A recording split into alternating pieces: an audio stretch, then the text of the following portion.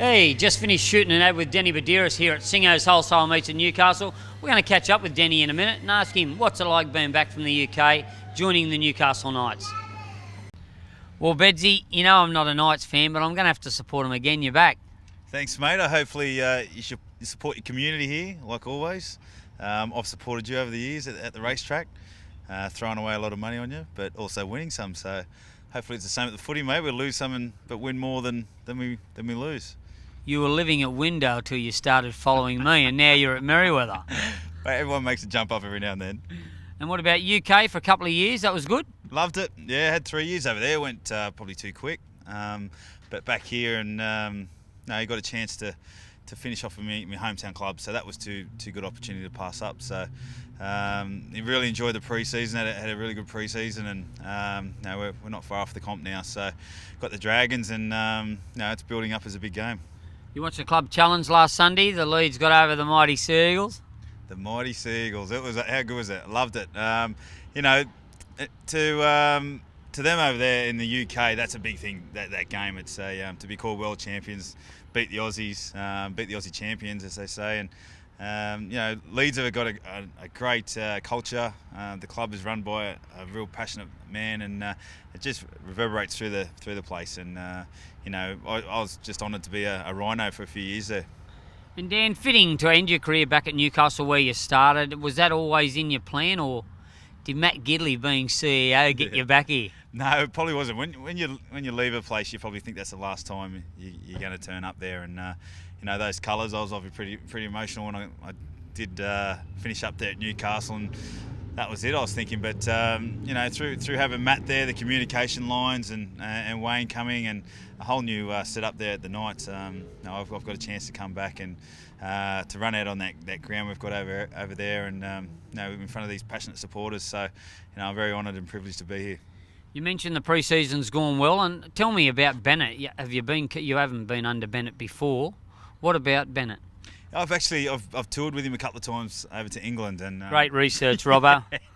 But I got sat next to him on a plane. We've been that would have been a laugh. Alphabetical order, but mate, we spoke about everything but football. He's one of those ones when everyone sees him as a football-orientated man, but off the field, he's the perception that he's got out there is not pretty shy and whatnot, but he loves to laugh, and obviously got a lot to talk about. So he's a book of knowledge, and he's got a lot of morals, and he's a pretty loyal sort of fella. So to his players, that's the big thing, and we're all learning off him, and he's setting things in stone for hopefully a pretty good season. Last year, you see Aquila Uarte, Kurt Gidley. They had a good year, but the Knights, did you watch it last year, and what do you think this year? Yeah, always watched it. If I was a kid, 13 or whatever they are these days that are interested in football, he'd have to be my favourite player is Aquila. I think Aku, he's just every time he touches the ball, everyone jumps up, and he's in for another big year. And I think the consistency that we need is away games. When we play at home, I guess they're pretty solid, but away is where you earn your points, and that's on the back of some good defence. So that's all we've been practicing that pretty hard. That side of the game, being physical and defending as good as we can. Good vibe around the club at the moment? Yeah, there's a good vibe, of course. I think around the city, it's a good vibe. We're pushing this membership drive pretty hard, and they're trying to get 20,000 members before the first round, and they're not far off it.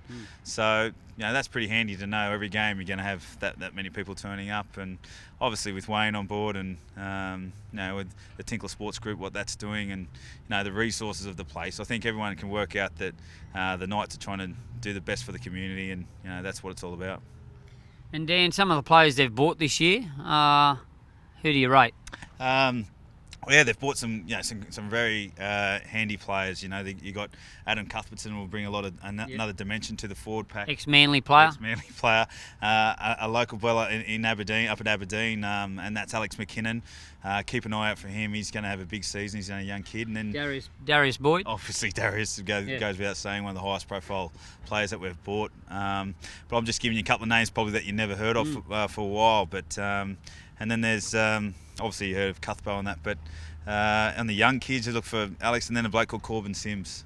Corbin's the brother of obviously Ashton and Tarek. Yeah. So yeah, they're a pretty talented family, and there's some names to keep an eye out for. I haven't got a gay bone in my body, but Sims here tests me when he takes his shirt off. What about how cut them two boys are? Mate, the whole family, yeah, they're. What, his mum's cut too? I think so. The mum's pretty cut, I'd imagine. We've got to get it from somewhere. But no, nice, great bloke, Sims, and I can imagine the brothers will be the same. And Dan, what about the Blues? Haven't won for a couple of years. Is State of Origin in the back of your mind, or if you are asked, are you up for it?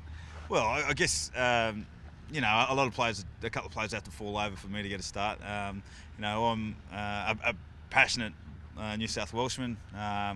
And you always would never say no to play with that. But like I said, I want to play as consistent as I can that first round and keep it that level and get better.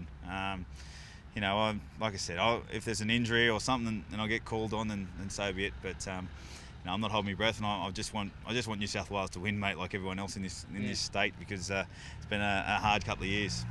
You've seen the trials all year. You've seen the trials all month. Any teams hard to beat?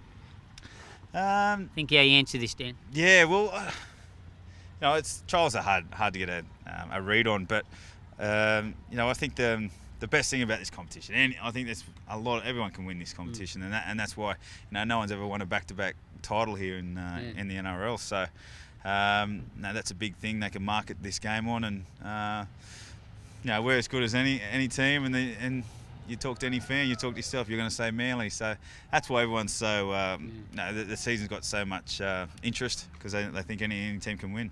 Dan, 12 months ago you're sitting in the UK enjoying life at Leeds. If someone told you 12 months' time you'd be playing back for the Knights and doing ads for Singo Meats, what would you have said? I wouldn't say I'd be doing ads for Singo's Meats, but no, I've done an ad with you today, and it's a You've made it to the big time now. You're with Singo. Time, mate, with you. Yeah. So, but no, I probably wouldn't have thought I'd been back here, and obviously it's contracted to stay in the UK for this year, and no, I've never broken a contract, but Singo's hoping you don't. But the opportunity was too good to refuse to come back home. So, the major thing I wanted to make sure was going to be fair on Leeds, and they got what they wanted out of it. So, like I said, I'm a pretty loyal fella, but the opportunity to come back home was just too good.